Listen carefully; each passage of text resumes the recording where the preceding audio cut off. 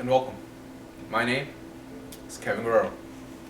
I have no degree in quantum mechanics whatsoever, but in today's episode of Banging Science, we're going to talk about light.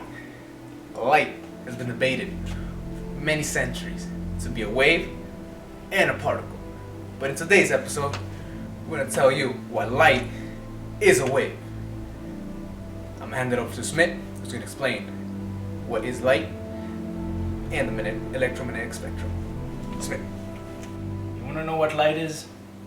I'll tell you what light is.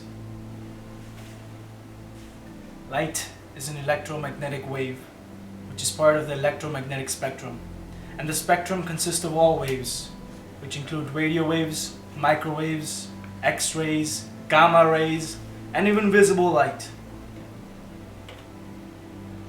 Here we have the image of the electromagnetic spectrum.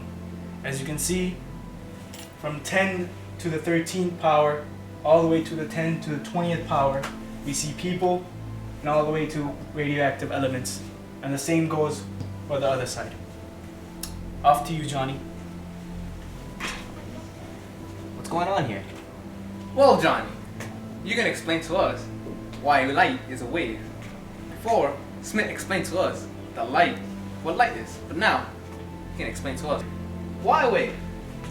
Well, two of the major points that I see that make light a wave is that one has diffraction and two has interference. Now you may be asking yourself, Johnny, what is diffraction? What is interference? Let me bring it over here and show you. So let me show you a visual representation of why light interferes and why it diffracts. So you would have learned in your 3rd grade physics class that waves, when they come across barriers or boundaries, special things happen to them. So you see, whenever there's a light source, like this box of light, right, waves of light come out of it, right? And now what happens when that wave encounters a slit? Well, just like every other wave in the world, when it encounters a slit, it does something called diffract. And that means that it spreads out, it propagates in all directions from the aperture of the slit. If particles were to encounter a slit, they would just go straight. And I mean, can we still see the lights coming down? They're not straight rays going down towards the floor, right? So I mean, now what would happen if there were two sources of light? What would happen where the light touches each other? Well, simple. The light waves constructively interfere, meaning that they come together and the light becomes brighter. So on a wall per se, you would have areas where they are lighter and areas where they are darker. You may have heard of the double slit experiment where they shoot 2 lasers through a slit and then along the wall you would see varying amounts of quanta. Back to you, Kevin. Thank you, Johnny, for a very insightful presentation on diffraction and interference. But now look at this. Now, light can not only diffract and interfere, it can also refract and reflect. Like any EM wave, it can reflect off a boundary. As you can see here, you have a light wave coming through. This here is the boundary. This is the normal of the boundary. The approaching wave, light, the incident is coming here, hits the boundary, is reflected off at an angle. The angle is then formed from the light to the normal of the boundary.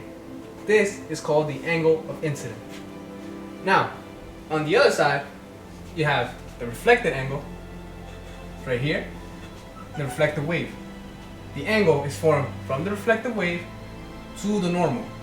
The angle of incident and the angle of the reflected wave equal each other. Now, not all of the light is reflected.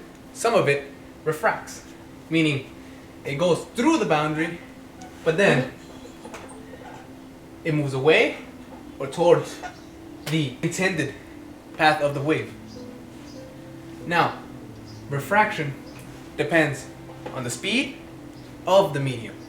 So, if the medium let's say the boundary is sand.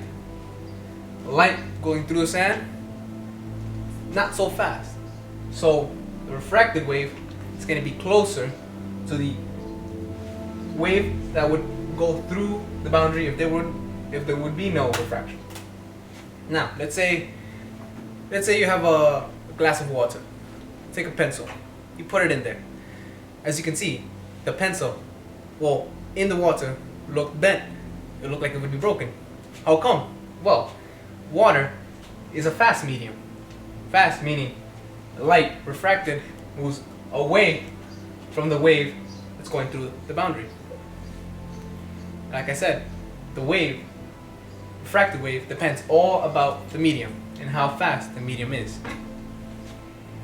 Thank you. Now, Smit's gonna explain to us why particle is not the correct answer for light. Okay, so you want to know why light is not a particle. I'll tell you why light is not a particle. The theory that light is a particle contradicts several essential, ubiquitous observations. Number one, all particles must have mass, since particles are entities. A particle without mass would be composed of nothing and would therefore not exist. Second of all particles must have volume, since particles are entities. A particle without volume would be nowhere and would therefore not exist. Light does not have a volume. Lastly, all particles must have measurements in 3 spatial dimensions. Anything less is unfathomable, unthinkable, unimaginable. But light, you see, has no measurements in any dimensions whatsoever. And what does that mean? Well, and guess what? It's waves. Deal with it. Off to you, Kevin.